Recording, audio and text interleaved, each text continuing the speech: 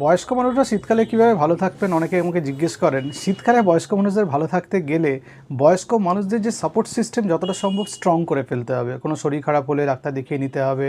খাবার দাবার যাতে ঠিক করে খান। অনেক সময় বয়স্ক মানুষরা ডিমেনশিয়ার কারণে জল খেতে ভুলে যান, সেটা যাতে ম্যানেজ করা যায়।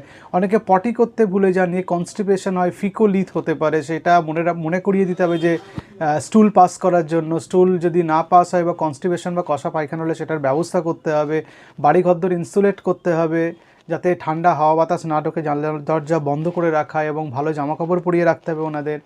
এবং যেটা বেশি দরকার, যে পুষ্টিকর খাবার দাবার ওনাদের খাওয়াতে হবে। শীতকাল এলে অনেকে খিদে কমে যায়, একটু জবুথবু হয়ে যান, তার জন্য ভালো খাবার দাবার খাওয়াতে হবে, ফলমূল প্রোটিন জাতীয় জিনিস খাওয়াতে হবে। এবং খেয়াল রাখা যে ওনারা হাইপোথার্মিক হয়ে যাচ্ছেন কিনা, মানে বডির টেম্পারেচার কমে যাচ্ছে কিনা ঠান্ডায়, সেটা একটু আমাদের নজর রাখতে হবে। তো এতগুলো ব্যাপার আপনারা যদি ঠিকঠাক ফলো করেন, কেন বয়স্ক মানুষরা খারাপ থাকবেন? ওনারাও ভালো থাকতে পারবেন।